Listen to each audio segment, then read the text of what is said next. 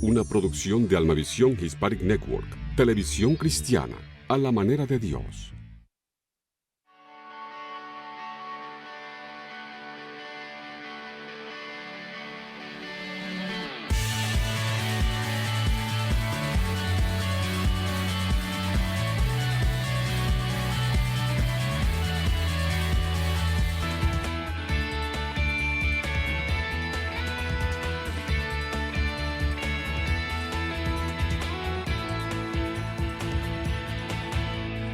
Hola, hola, hola, bienvenidos a su programa La Mujer de Hoy. Les enviamos, querida familia, un saludo caluroso a todos ustedes y les damos las gracias por permitirnos llegar allí a su hogar con una palabra, un testimonio, algo que edifique tu vida.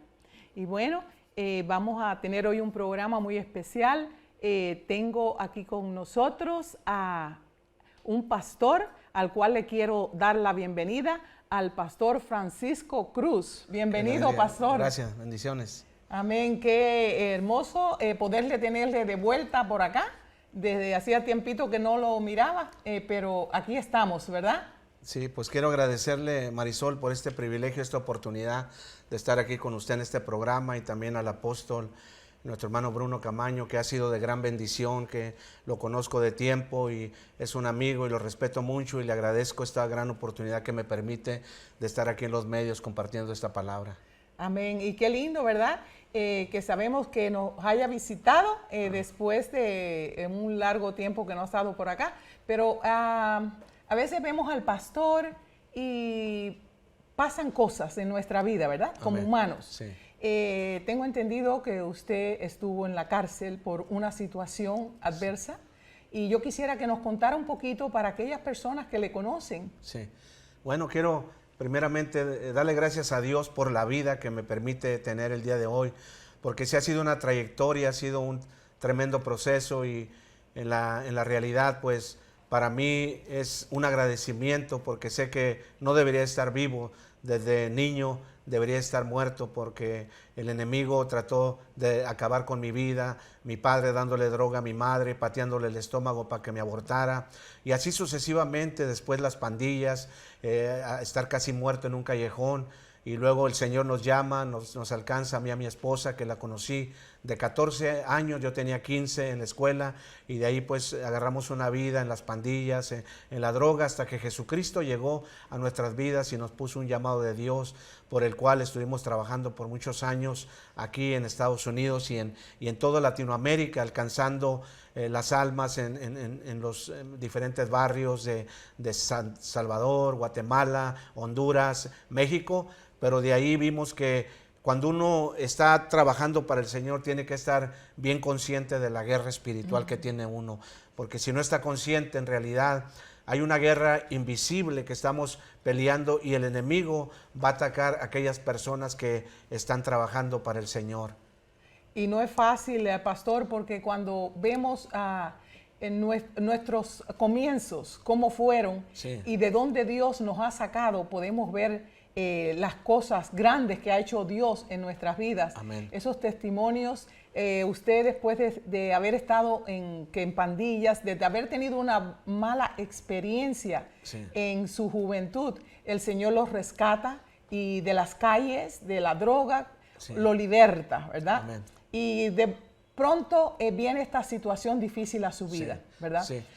Bueno, fue una situación donde uno tiene que ver que en esta guerra espiritual, si uno no se cuida, porque como siervos de Dios a veces descuidamos ciertas cosas en la vida espiritual, porque ya estamos acostumbrados a hacer la tarea, a hacer la obra, y en realidad el enemigo está buscando cómo afectar. Dice la Biblia en el Evangelio de Marcos capítulo 16, que el Señor dijo: yo edificaré la iglesia y las puertas del Hades no prevalecerá contra ella. Y hermana, es esas fuerzas del Hades que a mí enviaron un brujo desde Congo, África. Él se graduó allá en Congo, África, es una de las iglesias satánicas más grandes. Después hice una investigación, pero él venía desde Brasil, que su padre era un sacerdote satánico. Luego él lo presentaron a los 8 días y lo llevaron al templo ahí en Congo, África, donde él creció, aprendió todo, se graduó a los 22 años, y en esa graduación él tenía que ir a tumbar 5 iglesias aquí en Los Ángeles. Entonces yo viniendo de Centroamérica en una cruzada muy grande, venía en un avión privado del pastor Sani, el líder del ministerio de Alcance Victoria, Victory Irish, y me llamó mi secretaria y me dijo, te llamó una persona que es un sacerdote satánico, quiere hablar contigo. Entonces yo pensé que era un loco, porque pues ya conozco a personas que tratan muchas veces de venir con sus locuras. Pero después insistió al grado que yo me junté con mi hijo, el mayor, que también él estaba pastoreando, y hablamos y lo pusimos en la bocina, y ya empezó él a identificarse, ¿verdad? Que él ya había destruido 3 iglesias aquí en Los Ángeles que estaban dañando el reino de Satanás, y dijo, en un altar de hielo tenemos tus flyers que tú haces, tus volantes, tenemos el retrato de tu esposa, de tus hijos, y estamos orando a Satanás para que destruya tu ministerio y tu vida. Entonces en ese momento pues me interesó, y ya me junté con él y dijo, mira, yo en este proyecto estuve orando a Satanás por ti, pero yo miraba que algo te protegía, te cubría, pero yo no entendía hasta que entonces me di cuenta que era Dios que estaba contigo, y pude investigar y acepté a Cristo y cambié mi vida.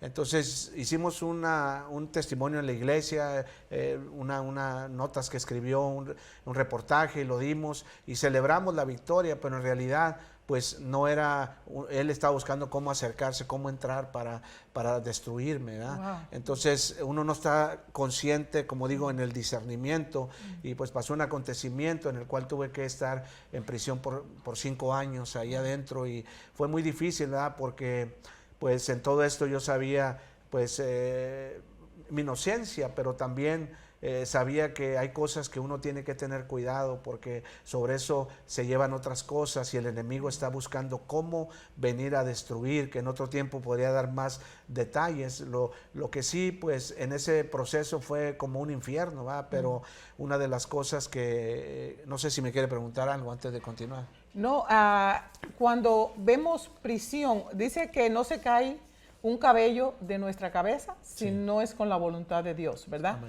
Cuando usted cae ahí en prisión, yo pienso que Dios no quería que usted fuera, pero lo permitió, porque le aseguro que usted hizo algo, hizo alguna diferencia ahí en la prisión. Amén. Sí, pues el primer reto fue cuando llegué al condado de Los Ángeles, porque cuando saben que uno es pastor o es algo religioso, pues lo primero que piensan es venir en contra de usted, no le dan una bienvenida, ¿no?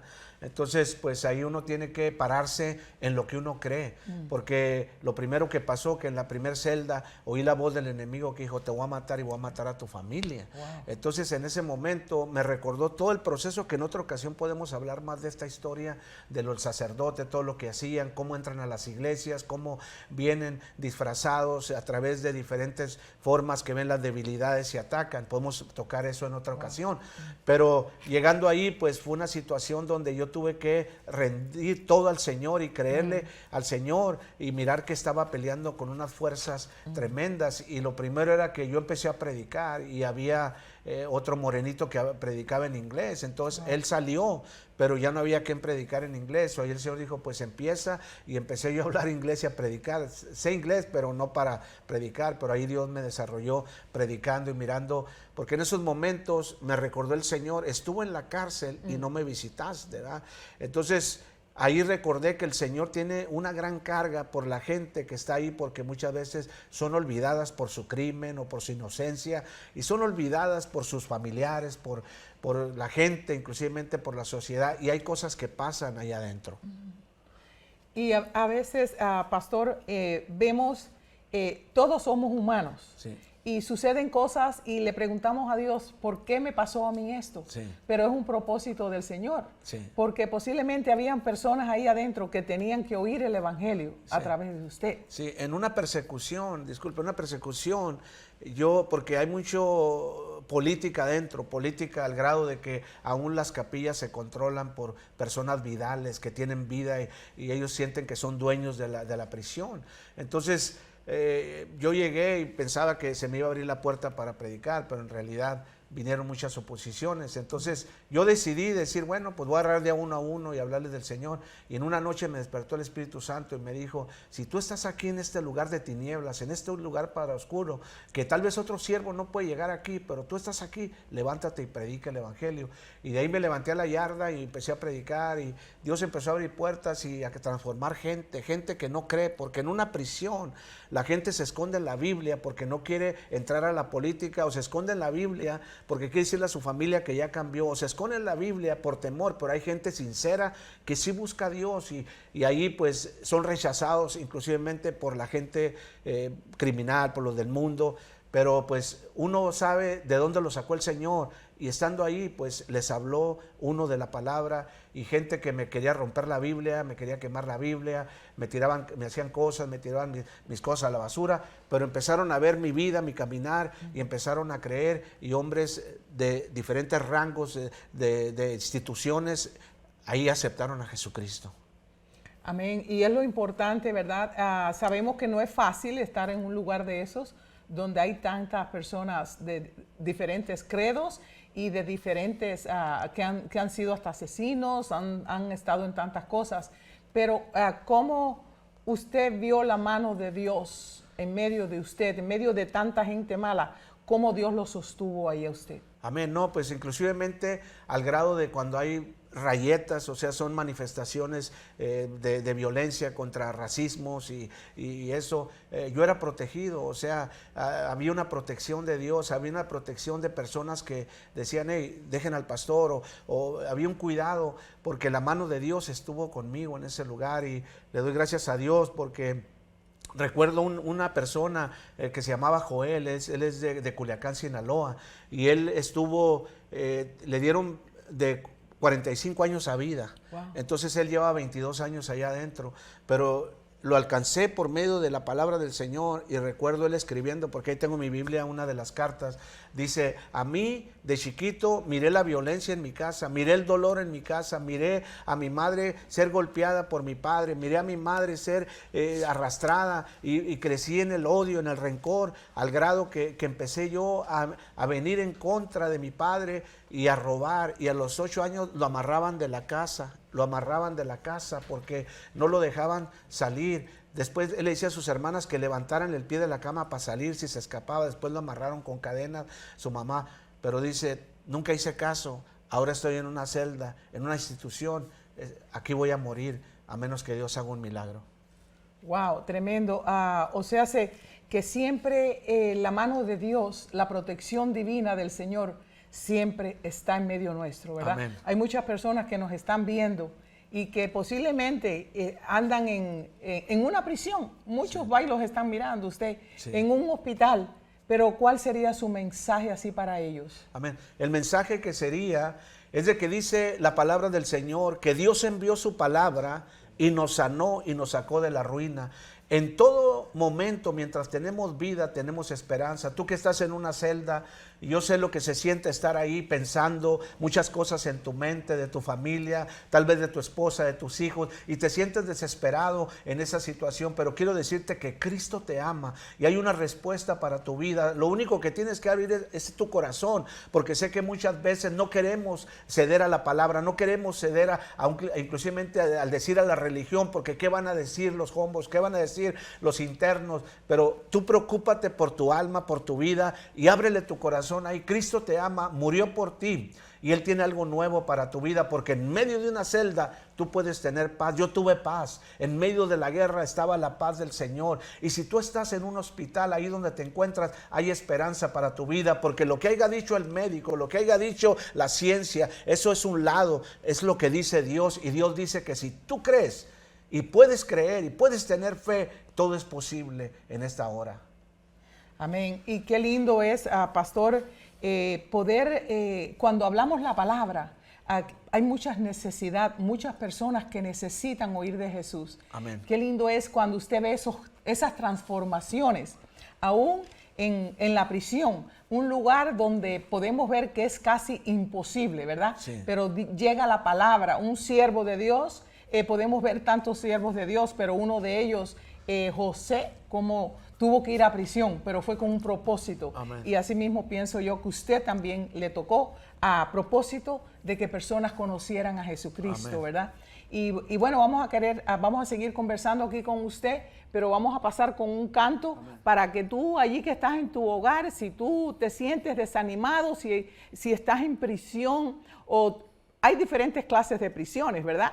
Tanto la prisión de barras como los prisioneros dentro de tu persona, ¿verdad? Que el enemigo te ha mantenido prisionero. Vamos a seguir hablando aquí con el pastor, pero hay una esperanza. Cristo vino a libertar a los cautivos, y así como mi hermano ha sido usado allí en la prisión para que las almas conozcan a Jesucristo, así va a ser tu vida. El Señor te va a hacer libre. Amén. Porque Él vino a libertarte. Él no quiere que tú estés en sufrimiento. Él no quiere que tú estés en derrota. Él te va a dar la libertad, así como se la ha dado aquí al pastor Francisco.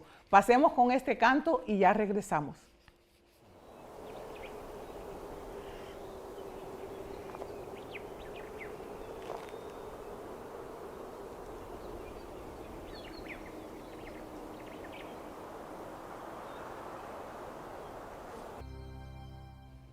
Gloria al Señor. Bueno, aquí estamos hablando con el pastor Francisco Cruz, y estamos hablando de este proceso que ha pasado él difícil, pero que Dios ya lo sacó y ahora está en otra cosa.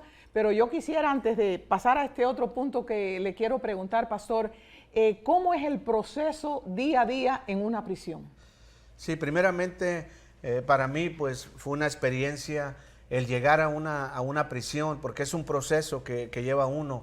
Pero uno piensa que en una prisión pues hay cierto sistema, podemos decir, de rehabilitación, pero en realidad es otro mundo. En las prisiones tienes que tener ciertos códigos, ¿verdad? Y cuando tú llegas, no importa quién eres, quién fuiste, eres un número. Al llegar eres un número, y ese es tu número, y con ese número te identificas, con ese número vas a estar hasta el día que tú llegues a salir. Pero lo tremendo en estas circunstancias es que cuando tú vas a una prisión, te pueden dar 1 año, 10 años, 15 años, pero no sabes cuándo vas a salir, porque ahí hay gente que muere, hay gente que los asesinan, o inclusivemente hay gente que tiene que pelear y causa un crimen y le dan años más, como conozco una persona que le dieron 5 años y estaba ahí, ya iba a salir él, le quedaban 9 meses, pero lo mandaron a golpear a otra persona, y cuando la golpeó, esta persona cayó contra el cerco y se mató. Entonces le dieron 25 años a vida, aparte de los 5, o sea que ya no iba a salir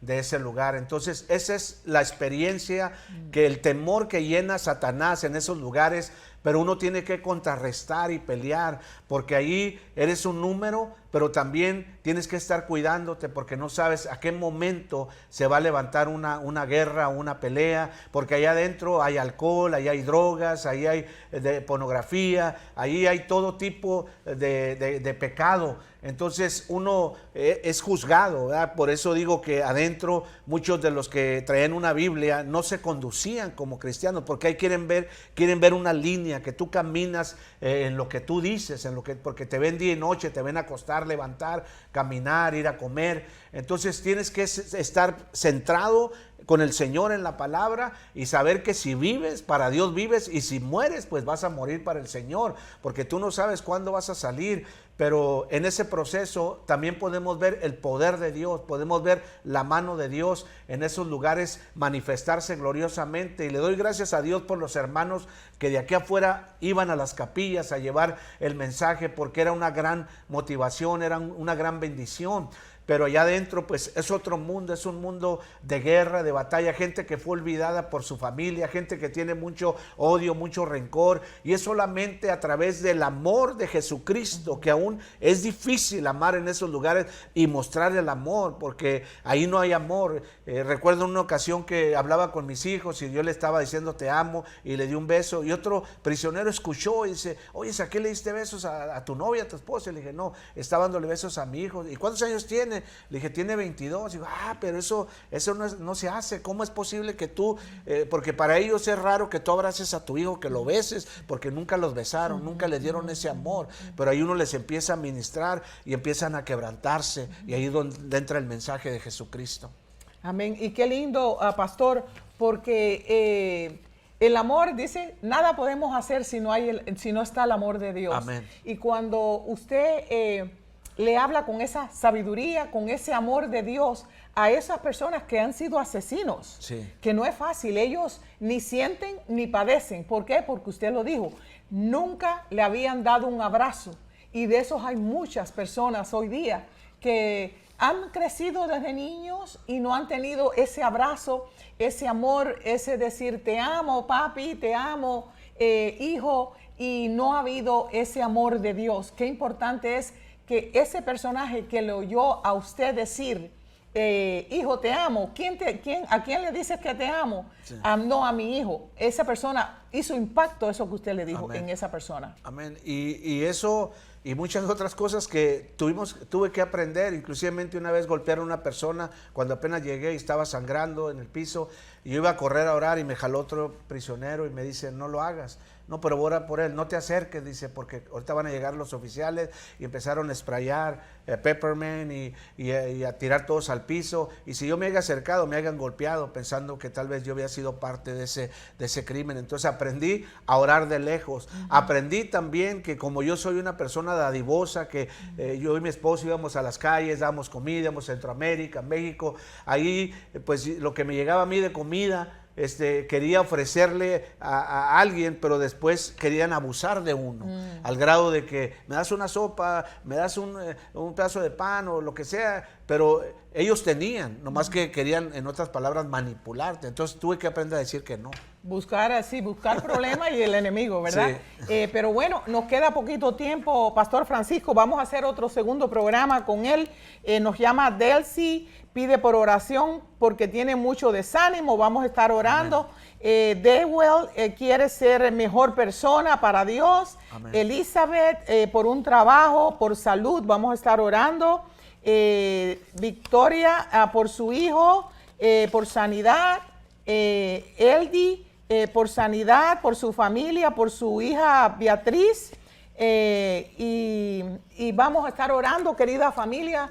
Hemos estado aquí compartiendo con Francisco lo que Dios ha hecho y va a seguir haciendo en su vida. Lo vamos a invitarlo en una segunda oportunidad también.